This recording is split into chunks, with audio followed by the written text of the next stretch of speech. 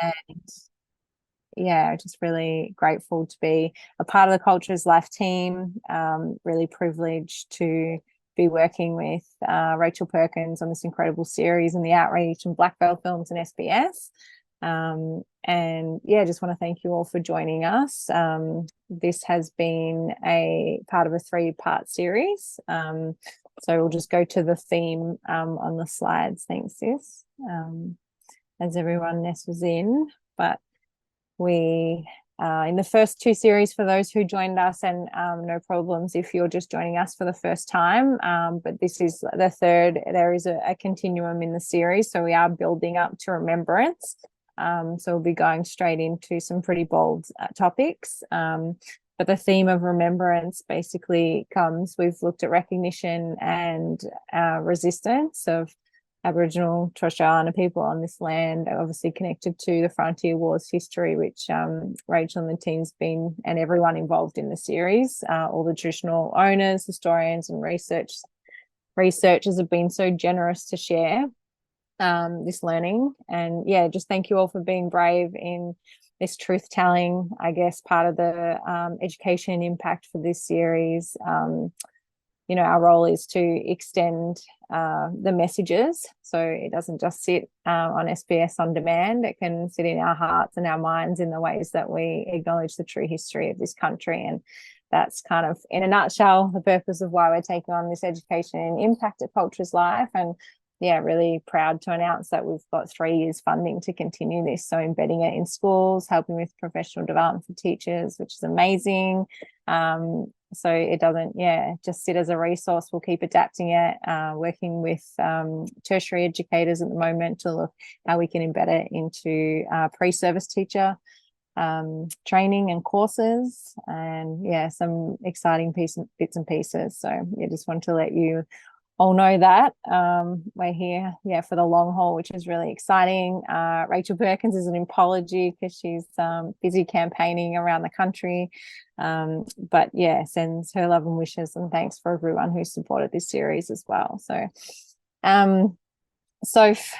my incredible sister behind the IT, if you want to pop up the slides again, just a reminder what the theme is about in terms of that remembrance. So we're going into some big topics, how we can recognize and honor Frontier Wars history, the victims and the heroes, and that's a little bit on that. So we'll just really encourage you to reflect, and we have 2 incredible guest speakers, so you're not just listening to me the whole time. Dr. Chris Owen is on his way. We are working in 3 time zones at the moment, so in WA will be joining us very shortly, but he's an incredible historian and researcher and author, who's part of the series as well, and he'll share his amazing insight, and I'll introduce him properly soon.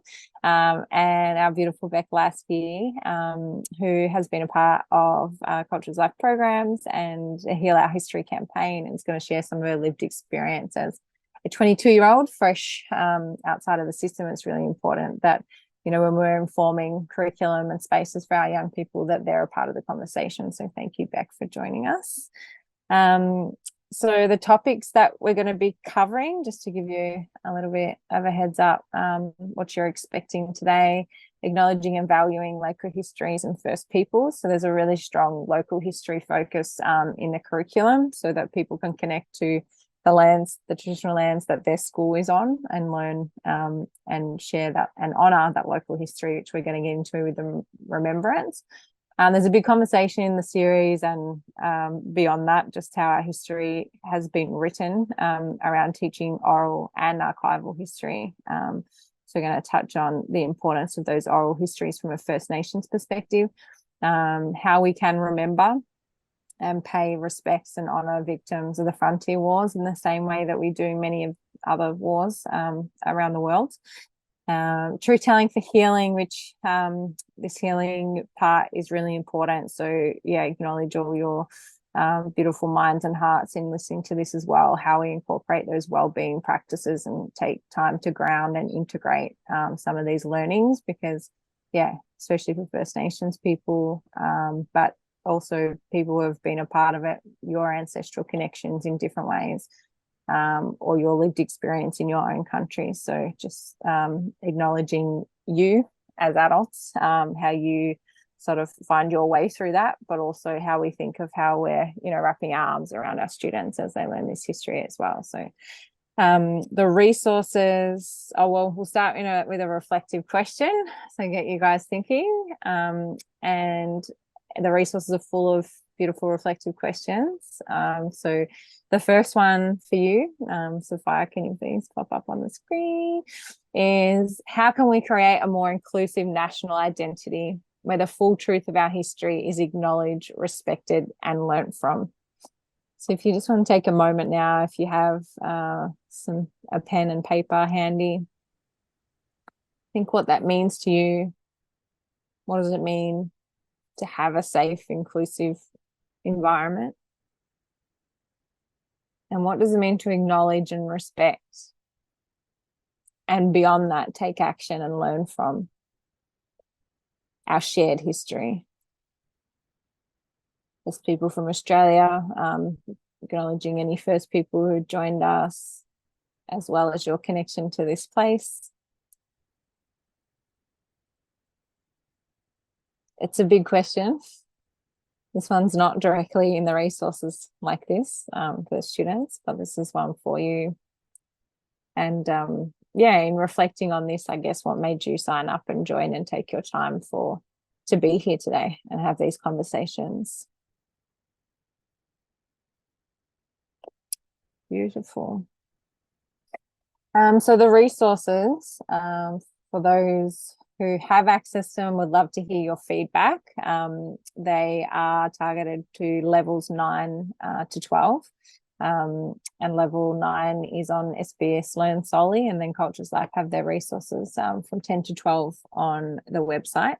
But there's short clips that we've created, so acknowledging classroom time. Ideally, teachers and students do watch the entire series, but there's 3 short clips per episode sitting on SBS Learn, and we're just going to play a little bit of a short segment from the first clip just to get us in the minds of the series and the conversations that we're having today.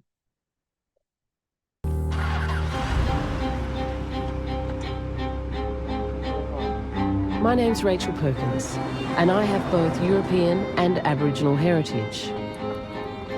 I grew up knowing my Kalkadoon and Aranda ancestors were killed in these wars. But like most Australians, I never learned this history at school.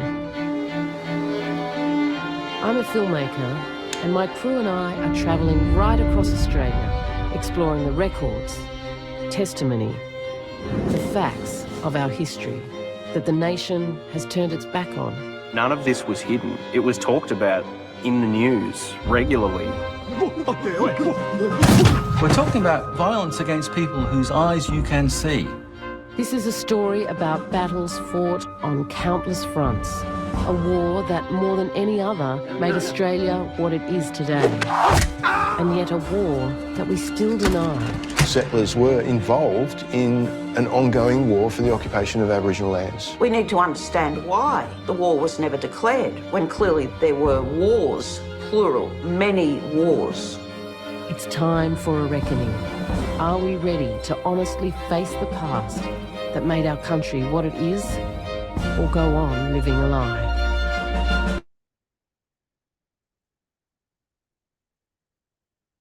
Thanks. So most of the people on here have probably seen, but I really encourage you to keep this dynamic and drop in your reflections in the chat. What stood out for you? What language in that? I think there's some terms like the Great Australian Silence that gets unpacked. Whatever resonated with you, just continue to share in the chat would be great. But that was just a little bit of an intro to remind us of the why we're having these conversations. And then we're going to go to another part. Sorry, sis, I really need the slides in front of me. Thank you.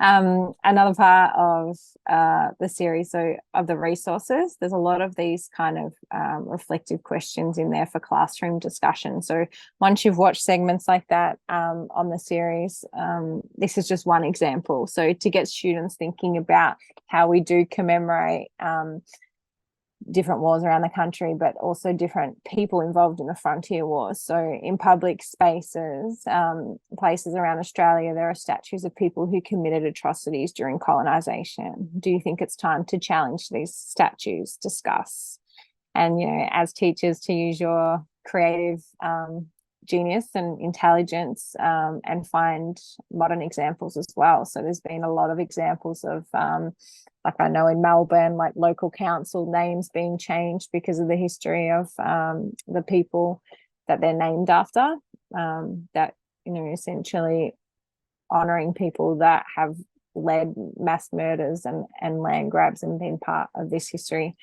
And there's lots of different examples of statues and things being challenged. So we really encourage you to look locally too. So, part of your classrooms discussions, and please share any local examples where you live or at the school that you teach at, and start having these conversations with your students. It's a really good way to think about how our history is being told and commemorated, and start to think critically, like, is this right? Like, just because there's a big statue of Captain Cook at Hyde Park, is that who represents us as a people? Does that represent all of us? Is it someone we should be honouring? Like, there's so many things to unpack there. So that's just an example of one of the discussion questions. We can skip the next one. Just as if you show the slide, we can go to Beck. But there's another example of the Appin massacre from the series. And we were going to show, you can have a look at it yourself as well. I think it's, in episode 1, it's the first clip. But it shows Glenda Chalker as a descendant from survivors of the massacre. So questions like, do you think Governor Macquarie instructed his soldiers to act in Appin? How do you think? And what are your thoughts on the orders of Governor Macquarie in Appin? So after watching the students will get a lot more insight into what that history was about from the series. And there's some questions in there as well. So that's just examples to start thinking about how and who we commemorate and honour. Any questions, please shout out, but I'm going to hand it over. So we have, Dr. Chris Owen joining us. I've just rushed him from picking up his kids with the WA time zone, so thank you for joining us. But incredible historian, researcher, author, has done incredible work that he can speak to himself, and some intensive work researching the frontier history of the lands that I'm on right now. I'm in the East Kimberleys in Kununurra, which is, part of the end of the frontiers, the last of the frontiers, which he has a lot of knowledge and has been a staunch advocate for. So we're really excited to have you on. And Beck, as our beautiful sister girl, Beck's going to run a little bit of a Q&A with Chris and keep it dynamic, and you can stop listening to my voice, but I'm going to hand over to Beck. Awesome. Thanks, Lara. And before we do the Q&A, I'll obviously like to introduce myself. I'll also like to pay my respects to the lands on which I'm dialing in from today. I'm on the lands of the Wadawurrung people of the Kulin Nation, and pay my respects to elders past, present, and emerging, and any other First Nations people that might be on the call today. My name is Beck Lasky. I'm a proud Wagaya woman. So my family come from across the Barkly region in the Northern Territory, which is where my father was born, and he was stolen from his country and from his family, and moved around the country, but ended up in Geelong. So I've been born and raised in Geelong and Wadawurrung country. So really grateful and blessed to call this home, as well as Larrakia country at the moment in Darwin. So I'm feeling really connected across the nation in many different ways. I'm really happy and lucky to be part of this conversation. And it's really, I guess, exciting. I'm not sure if that's the right word, but to see, a lot of teachers joining these calls and being willing to be part of these conversations. I think, part of my conversation a bit later on, going through high school, we didn't learn much. So it's really, it's really great to see everyone on the call today. I might let Chris introduce himself first, and then we can get into the questions. Hi guys, I apologise for being late. I completely got the time. I'm in WA, so there's quite a distinct time difference. I'm an ex-high school teacher, so I know where you guys are coming from. Then I went and did a PhD, and then I wrote a book about the Kimberley. So I'm a sort of a Kimberley specialist. But I'm also now just a professional historian. I worked on the single Noongar claim for 10 years, so yeah, I've got a big background in Aboriginal history there. So yeah, I can talk widely about Western Australia. I can't really talk widely about the rest of Australia, but I know a fair bit about Western Australia. Awesome, thanks, Chris. And I guess the questions that we're going to dive into, I hope everyone's got their pens and notes ready, because I know Chris has a wealth of knowledge that he's willing to share. So I guess, yeah, the first question is how did you come about to study the colonial history of WA? How did that begin for you? I think thank you. It came from my background in teaching. I was trying to teach what was called social studies, and then it started to be called studies of society and environment. I was trying to teach Aboriginal history, and the kids just didn't know anything apart from this sort of cliched spear throwing, boomerang, wigwam sort of thing.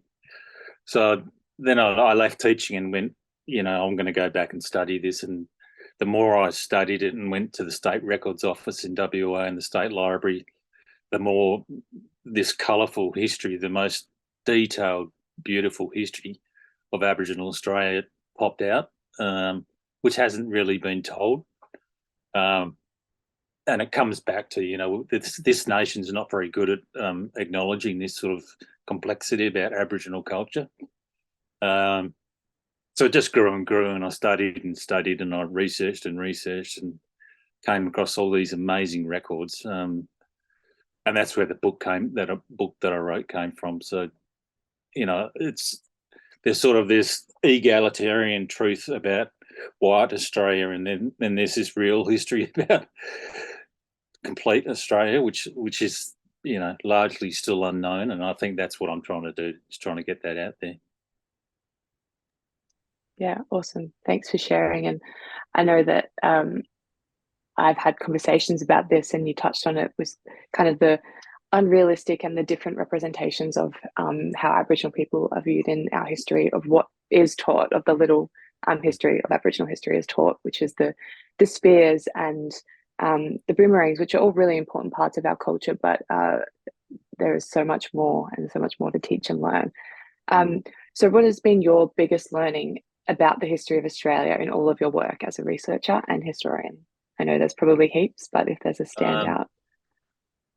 The complexity of Aboriginal society, it's still, I've been looking at this for 25, 30 years, and it's so complex, and there's no such thing as tribes, but there's these fluid groups and, family groups, and I still can't get my really head around it. But again, just to go back to the history of the nation is very clouded. It's not clouded, but sort of hidden. So if we start acknowledging this in some truth-telling sort of perspective as well, I think we might start moving forward. And I think we were talking about this the other day, that you see these groups of people now in the contemporary 2023 who are marginalised and dispossessed, but people don't associate that with the history, because they don't know the history. Yeah, that last line there is really powerful and really resonates with a lot of First Nations people and myself. Just having family, that my father being from the stolen generation, the ongoing impacts and the trauma is still here. So thanks for highlighting that. Can you also share an example of how oral history has challenged or contradicted history that you've come across? Yeah, sure. Aboriginal oral histories, they've been passed down through generations, and you'll see Aboriginal people can repeat the same story that sometimes 20 or 30,000 words in almost word for word verbatim, which is just amazing about the history of what happened to them. There's heaps of oral histories in the State Library that aren't published, and I found a lot of them.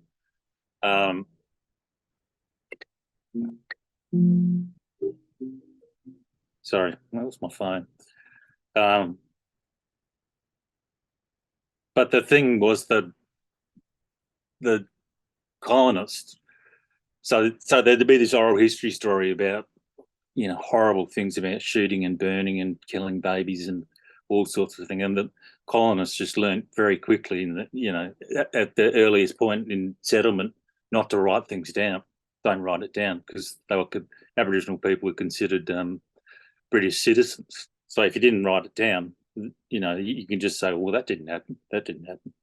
So that's what I'm, you know, that's one of the key takeaways. You know, there's so much that's hidden in the historical record, and I think it's only coming out now. Yeah, definitely. Thanks for sharing. And I guess just to go off the back of the oral histories, how do you think that we can value First Nations oral histories more, and how do teachers best teach this? Oh, just get them out there to the kids and the general public. I mean, people just don't know about it. I mean, they're coming out in some books, but a lot of them, like I think I shared one with Tara, a lot of them just aren't known about, particularly in the more remote areas of Western Australia and Australia. So there's this enormous stories about what happened to Aboriginal people and their families and their ancestors, which, you know, there's no reason why anyone would make these stories up. You know, they're just saying what happened. You know, in the Kimberley, it was just horrendous. They used to, sorry, this is really distasteful, but they used to kill the babies by hitting their heads on the trees. You know why they did that? To save bullets. So they just used to roam the countryside and sort of clear the land so the pastoral industry could prosper and get the Aboriginal people off the land. Yeah, it's horrible, and yeah, there's no kind of words that can describe how one could feel hearing that. But yeah, the oral history. I don't normally say it, but no, I think everyone on this call is here for a reason, and they're here to unlock and teach, I guess, the history of Australia, which is, you know, what the whole documentary is formed about. And I guess I just wanted to quickly share as well before we moved into this, and I might be jumping the gun, but just on the oral stories and the local history, I remember only a few years ago I learnt a local story from the Wadawurrung people in a region where I'm really kind of located in right now. It's a place called Bellpost Hill, which was known for having a big a bell on the top of the hill, and the white people would ring the bell every time they could see an Aboriginal person in sight, and then that was a call to say everyone can go and chase them and murder them, which was something that I learned about the place, you know, that I had grown up in, which is horrible. And no one, like, I don't think any of the schools here would be teaching that in that are in the suburb. But I think just to touch that back on the oral histories, it's just a powerful reflection on, yeah, how word for word we're continuing to tell these stories through ancestors. But yeah, how can we get this out to the wider public? Yeah, thanks, Chris, for your knowledge and the questions. No worries. Thanks for sharing that, Beck. And I think that local history piece, like when people can see it and feel it, like you can read about it, but if you're talking to students about the place that you're on, like as an adult, we feel that, like you can only imagine, you know, it's not to get stuck in the trauma, it's to appreciate and acknowledge, like this is what happened, and the survival and the strength from that, like through all this, our people are still here, and that's not what was attempted to do. So it's huge, and part of I guess the healing that we've tried to incorporate into this work is to see strength from that, like such an incredible knowing, and yeah, to feel it and see it so closely. I feel like I'm on a history tour, like of, you know, the last of the frontier, driving through the Kimberleys at the moment. Recently visited one of the prison boab trees where, you know, the men were chained to the tree from prison officers when they were taken through Wyndham and Derby, and like, you know, like seeing the distance that they walked and, you know, the harsh conditions, and there's so much more to it, but just standing there in that place. And I think we talked in the last one about our visit to Wadjamut, and Beck was on that program last year when Uncle Len taught us that you can visit them places and go with respect and purpose of honouring the ancestors. And yeah, I felt, you know, really blessed to be able to do that here and visit one of the prison boab trees in the Kimberleys. So, and it's such recent history. Like, we use the word history, but especially here, we got like another 100 years after the East Coast, you know, that the frontier came through. Like, it's mind blowing. Like, yeah. So thank you for saying that, Beck, because hopefully it encourages people to do that in their own backyards. But with that oral history piece, and also thank you to Chris for just your continued life commitment to sharing these stories. In our pre-yarn, we asked Chris, you know, how he sort of, digests all this and works with those emotions. And it was like, because it's a history and it has to be told. Like, I was like, okay, you know, he was able to just be like, this is what it is. And I think if some of the leaders in this country could come to terms with that, you know, I think we'd be in a much different position as a nation. But just going back to that oral history piece, episode 3 and clip 1 in the SBS short clips, it looks at the Native police. It does not matter how many times I watch this series, watching the Native mounted police just is, yeah, heart-wrenching. And it's, you know, it came from South African and overseas learnings about, you know, getting basically mob to kill their own mob. So it's really dark, harsh history. It's really difficult to watch, and that's, you know, because they were threatened and forced to. But there's a clip here that we're going to show from, yeah, one of the traditional owners in the series, just talking about why oral history is to be more value than our written. Or this police camp, that's a massacre site, eh? Yeah. So where we can hear that water coming from? Yeah. And you mob don't really like to talk about that or go there, eh? I don't, because something bad happened there, and yeah, I don't really want to discuss. A lot of my grandfather's people were shot, right to women, and also children. Little children were shot as well. Some people think that can't be trusted because it's oral history. Yeah. What would you say to that? I just shake my head when someone tells me that. I said I'd rather believe my grandfather than reading it out of the book, you know, because that's the truth. From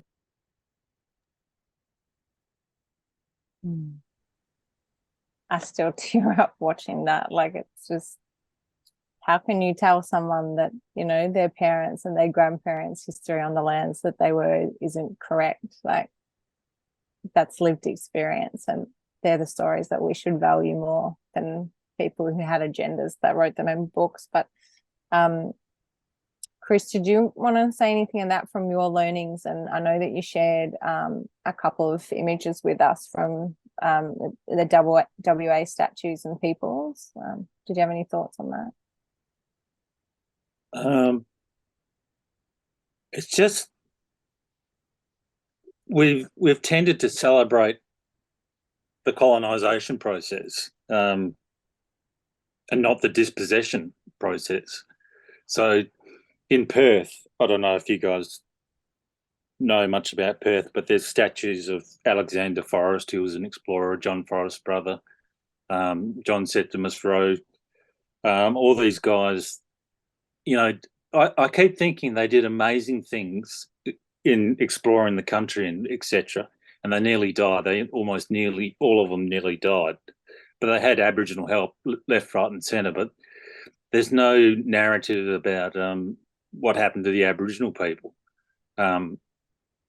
So, you know, they had no real choice other than to join what was the burgeoning pastoral industry or the burgeoning cattle industry or the burgeoning pearling industry. They had no choice other than to join that or be killed or put in jail or, you know, pushed off their country. And all this is in the oral history. Again, it's not really widely known and it's not really written about that much. But yeah, I mean, the whole thing about Aboriginal people didn't really have a chance. They had, you know, they were up against guys with, you know, Winchester repeating rifles, and they're celebrated in, you know, in the Western Australian context, in statues and all sorts of things. And the other thing that, you know, it's never really talked about is they fathered children to Aboriginal women. So you'll see, you know, like Paddy Rowe in the Kimberley.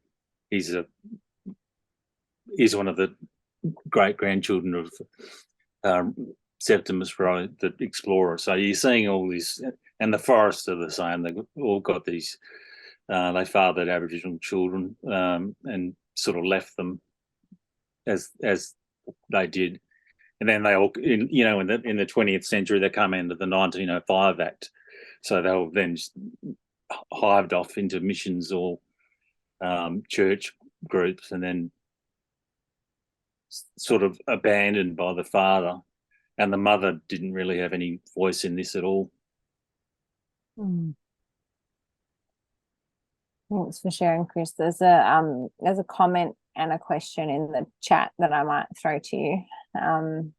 But yeah, Erin has said, my experience making inclusive space to talk about this is that the majority of our community feels so frightened about asking anything or even hosting a discussion without an Indigenous friend who may have never worked, lived, learnt in the same space because of the intent and success behind genocide. How do we absolve white guilt so we can bring all the truth forward?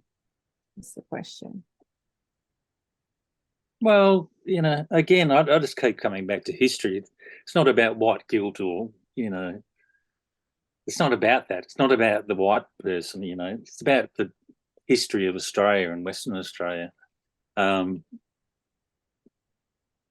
You know, I hate to say, it's not about you. just learn, just listen to what people are saying and hear what they're saying. I mean, that's the main thing, and hear their history.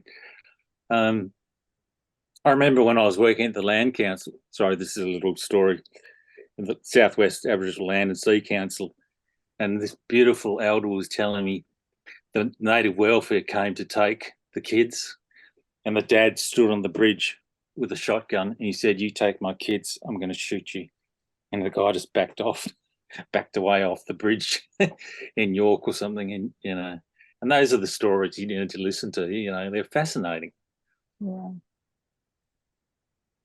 Thank you for being you and being, I think, an inspiration to many non-Indigenous people around the country. And just saying that, like, it's not about you. Yeah, I think that's really powerful, because, you know, we can tell these stories and be connected. Then you can tell these stories living here and listen and learn from them as well, is how I feel sometimes.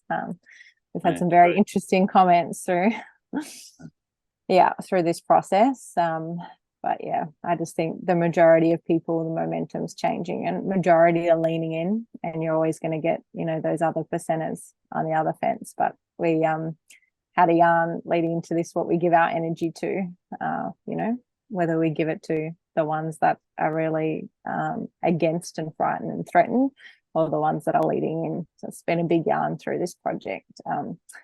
But yeah, thank you for your commitment and just the way that you just deliver it. Like, this is the facts, this is the history, this is the truth telling and the truth listening, without, you know, the ego or the pride or the resistance. So thank you is all I can say for that. Well, we're going to lead into our history campaign, which Beck was a part of, which we really encourage teachers to show in the classrooms as well, to start bringing young people's perspectives. We had different migrant stories as well as First Nations young people. Three beautiful Aboriginal young people, Beck and Layla and Manny, on the series share their lived experience at school. But Beck, we might show your video first. You can access this. There's a page on Cultures Life. We need to link it with the resources now. It's out. It's on the to-do list, but you can Google it, our history campaign, and Instagram, TikTok, Facebook, you can access. But yeah, we're going to share a little clip from the campaign and then throw to Beck. After seeing the Australian Wars, I wasn't taught any of that. The only thing that I was taught was that Captain Cook saved this country, which obviously is so wrong. Just knowing everything and knowing where I come from and the generational strength and power that I know I have. Yeah, I wasn't taught much at all. And so I wish everything that was in the Australian Wars documentaries was taught in schools. That's just one example of some of the yarns in the campaign. But Beck, do you want to share a little bit more about your lived experience as a student, what you learned and didn't learn? Yeah, definitely. Yeah, I mean, I said it right in that video. I don't remember learning a lot, and that was high school was all I can remember, and even learning a bit of history. And in primary school, I just remember being singled out in front of the teachers in weird ways because I was Aboriginal, but never really actually knowing my identity. And that's also through a lot of other reasons and the trauma and the different things that my dad faced with his families. But yeah, through high school, I was lucky. I went to a all-girls Catholic school, and that was when I really started to understand my culture and my identity. We had a group of Aboriginal and Torres Strait Islander girls that was led by a teacher who was, a really great ally and, advocate for First Nations people. And that is when I started to learn about my culture, but it wasn't through the curriculum. It was through outside excursions with traditional owners that, the one teacher had organized, not the school. The teacher had, championed that. So that was all I really got taught was through the excursions and the learning and talking with Aboriginal people in the region. But the curriculum was very Captain Cook based, or talking about kind of geography stuff, but not really going into the history, which is disappointing. And I know I'm the oldest of 4 girls, and I know that my sisters are in that stage now. They're in high school, and I'm now thinking, how can I teach them, because I know that they're not getting taught the right knowledge, basically. And I guess something I wanted to highlight before about when I think Erin, you commented asking about that white guilt thing, and I think being teachers and being in the space that you are, all I really wanted to say was I think it's about empowerment, through remembrance and the healing piece, but empowerment. You have this unique position to have influence over the students you're teaching, and if you can take these stories that you're learning through the Cultures Life resources, or your research of your own, and when I say research, I mean trusted sources like Chris and Cultures Life, obviously, taking your knowledge and bringing it to your students, you have such a unique position compared to the wider group. And students, younger people, our generation, my generation, we're leading this space because I know that it's a lot of the older generations and the parents of students that are still struggling to accept the history. Therefore, it's flowing onto their children, and that's the group that you're teaching. They're your students, and you have this unique position. So I really would just like to highlight the importance of through remembrance and learning the histories of your local place, and other histories. Empowering them. And something to draw on to in the Learning First Nations Knowledges and Perspectives guide, and through all our work we really encourage people in that local learning piece to connect with local Aboriginal community, whether it's traditional owners or people living in your local area. There's a lot of mob doing incredible things, and a lot of generous storytelling as well. So if you have anyone in the community that you can invite in and value their time, obviously, I think that's a really great approach to create those relationships in the local Aboriginal community in your school, if you haven't already, and acknowledge there's amazing work going on that you're all part of as well. But Beck, just quickly, you also shared an amazing story about visiting your father's country for the first time, and in this theme of remembrance. If you wanted to share any insight to that, the importance of remembrance from your lived experience. Yeah, I was, as I mentioned, Dad was stolen gen, so grew up not on his country. He's actually never visited his country. He was born in Tennant Creek, so not exactly in his country, but I visited country this time last year, so about a year ago, for the first time, which was something that absolutely so important for me as my spirituality and my identity, and also not long after, like, I remember the Australian Wars got released. When I watched the documentary, I remember just the highlight on the central part of Australia, and if you remember the map that showed all the dots of where all the wars were, the amount across my country in the region, I was in tears, and that really threw me. So just wanted to highlight that was also another part of my connection to culture and country. But visiting country was so huge for me, and understanding my ancestors. And for me now, everything I do is for them, and it's about remembrance and the truth telling piece. I don't know, for First Nations people, it's just what we do, and it's kind of embedded into all of my work and the different hats that I wear. I just encourage that, if you have any Aboriginal and Torres Strait Islander students, that, getting them back to country, or as close to country as can be, can even make a big change. Thanks, Beck. I'm going to fly through the second part of the Heal Our History campaign, which we're just about to release, so you might get a sneak peek.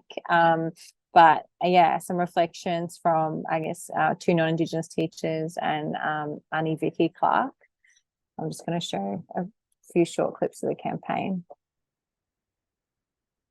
I don't remember learning anything about Aboriginal and Torres Strait Islander history. And I think when I kind of left school, and probably when I got a little bit more consciousness around the history and the story, was at university, and I studied anthropology. At that point, I think my awakening then was really just like, hang on a second, this isn't like a side story, this is the story. Like, this is it. Like, this is the story for everyone, that everyone needs to grapple with and think about, because we all live in this country. And it kind of just it hit me like a ton of bricks, really, at that point. Like, it's really important that as teachers to be actively anti-racist, right? It's not enough to be omitting. It's not enough to well, I'm not a part of it. You've got to be actively going the other way. You've got to be actively promoting anti-racism in whatever classroom you're in, and obviously within the history classroom. As that often history is about heroes, or creating symbols and symbolism of people. And you know, the Australian Wars, it shows a lot of complex people and Aboriginal people with different goals, but it definitely shows heroes as well. Our students have the right to be taught what is right, what is the proper story of this, the true story of this land.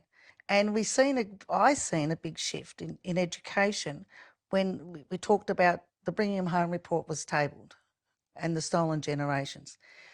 There was a lot of teachers very comfortable in that space to talk about that. They wouldn't talk about native title because they all thought their backyards were going to be taken, many of them. When we want to talk about something a little bit more progressive like truth telling, they don't want to talk about that. They don't want to talk about how they got rid of us. It's easy to say, oh, diseases came and this come and that and nearly wiped out the population. Hey, mate, our mob were murdered and slaughtered, and so were our women and our children. And teachers aren't very comfortable talking about that.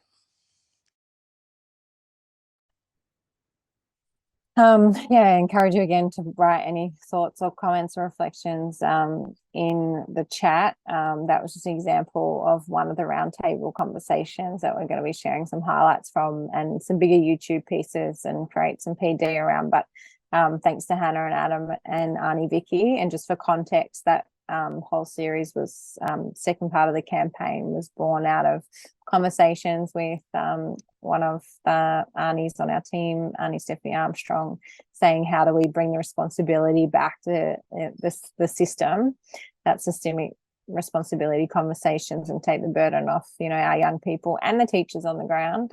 So there's some big conversations around, you know, the systemic influence in why our history hasn't been taught. And the truth-telling piece. So really encourage you to keep an eye out on Cultures Life socials. Shameful plug, man. When Heal Our History comes out soon, this second part, there's some really powerful conversations that we've been picking, listening to again and editing, which are really amazing. But the last conversation I'm going to share before we open up to some Q&A, I've touched on before, Layla's reflections from visiting Wodjama, that's on the series. That's Rottnest Island, that WA history, and our largest Black Deaths in Custody site on that island there. But we showed that part of the campaign to the people that were sitting on the couch in those conversations that you just heard, and this is Arnie Vicky reflection on that I think this yarn really, captures why we are talking about Heal Our History and why we're creating this Heal Our History guide to help schools be able to teach their local history. So I'm just going to flip that. I was immediately drawn to her being windy and going to visit the ancestors. I just stayed there with her at that moment. And those people that have been massacred in this land have been denied their sacred ritual of burial, been denied that. I believe our ancestors need to be healed because they are laying their spirit has not laid at peace. And you can feel it in many parts. When that girl was getting windy, she was getting windy for the right reasons, because those people had not had their proper ceremony.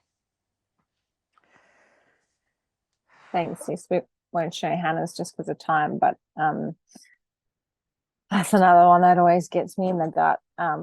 That what Arnie talks about there is that we need to culturally have ceremonial practices, and there's a lot of examples of repatriation around the country that you can learn and share with your teachers, with your students as well. But it's why we called it the Heal Our History campaign, and why we're creating the Heal Our History guide is because it's never too late, and we can still honor our old people that never got the ceremonial practice and burial and rituals and sorry business that they deserved. I think that's really powerful conversation to have in why we are doing this. But just to mindful of time and to open up for Q&As, just before we do that, it's been a big conversation, and I'm sure there's a lot going on in your minds, and the same will happen with the young people in the classroom, as you all know, and our, duty of care to look after them. So, Sis, if you just want to pull up the mind map, this is an example from the resources. I really encourage you after every lesson, if you don't do something like this already, to get students to reflect on what they learned today. Have you got them? Yeah. How were you impacted? What can we do with these learnings? So starting to, action these feelings. What now? And just asking them what they feel.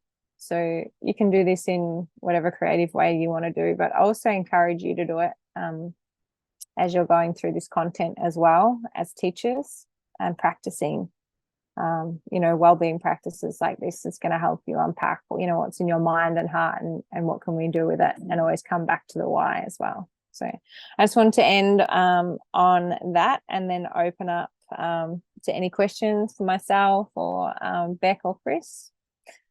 You're welcome to, I don't know, just jump in. We've got a pretty intimate group tonight. If you want to take your video off and ask a question, you're more than welcome. Otherwise, you can pop it in the chat.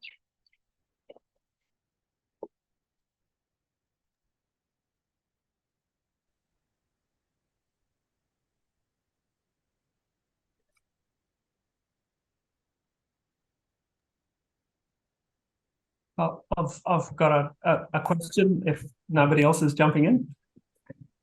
I note your comment there to be mindful of the time and energies of the local elders and community, and I guess I guess an approach is have your contacts, ask for recommendations, and don't push too hard on any particular person or expect anything too much, because there's always other things going on, and yeah, is that a kind of approach that you would agree with, or any other suggestions? Yeah, I think it's a mindful approach, and also another suggestion would be to look at local stories that have already been published as well. So there's a way to be able to share local elders' knowledge and that local history without necessarily getting them to speak in front of the class, because it's not all mobs strength or likes, and it can be really uncomfortable. But I think there's some incredible storytelling initiatives through film and literature, children's books, articles. So I think to look locally for them is a really great place to start as well. Yeah, continue to do. Yeah. I'll just quickly to the chat. We now teach about the impact of colonisation on Indigenous people, thanks to the resources. And Uncle Robbie Thorpe has generally gifted us many in brackets popular truths, head spinning kind of stuff. Feel extremely privileged to spend time with. So thanks for sharing that example. Having an elder come to your school is really powerful if you can. Any other questions?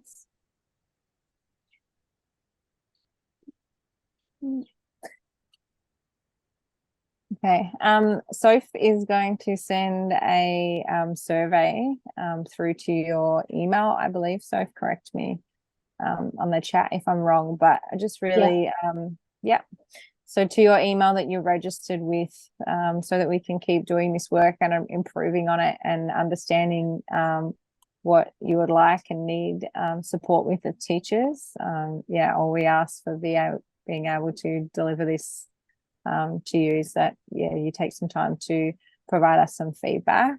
Who was the artist you played at the start? Emily Wuramara. There's a language name of that song that I can't think of at the top of my head, but I know it's like a healing country song that has a beautiful meaning. Thanks for the resources with small clips. Yeah, great. So SBS Learn has the small clips. They are very, very handy. And then we've got Can I just say something? Yeah, of course. Another little story, Aboriginal incarceration for kids. In WA, it's like 80% of the prisoners are Aboriginal kids. Mm. And someone at my work said it's a rite of passage to go to jail because you can meet your cousins. I mean, is that the most damning thing you've ever heard. You know, you can meet your family in jail. So I think maybe that's another topic for conversation. Thanks, Chris. I think the NT statistics are 100% of youth are Indigenous. Yeah, which is all we talk about, looking at, you know, the effects, the history as to why they're now. So the more that we understand that, the more we can have these conversations that it's not fault of our own, and that systemic piece is massive, like how the systems have deliberately created this way now. But also how it's changing, and we have some incredible examples in our community, and in honouring all our elders' fight to be able to be where we are now, to be able to have my beautiful Black CEO and board doing the work we do, and being able to put that leadership into us, you know, knowing what our young mob and our community need as well. I think times are changing, but there's a lot way to go, and those statistics are disgusting, so that's a big conversation to have. And they're not just statistics, it's reality and lived experience in these communities as well. Uncle Jack live streaming his memorial to all the prisons he had the last laugh. Uncle Jack's an incredible example, someone gave back and had an enormous heart and reach from his justice experience as well, but unjust. But thank you, everybody, for spending the time with us. Please, if you can do that survey, that would be amazing. info@cultureslife.org if anything comes up, any questions, comments. Thank you for spending the time after a massive day. Thank you for being you and being in our education system, and looking after our young people and our future leaders. Huge respect as a former teacher to you, and I know you've had a big day, so we'll let you enjoy your evening, and thank you so much.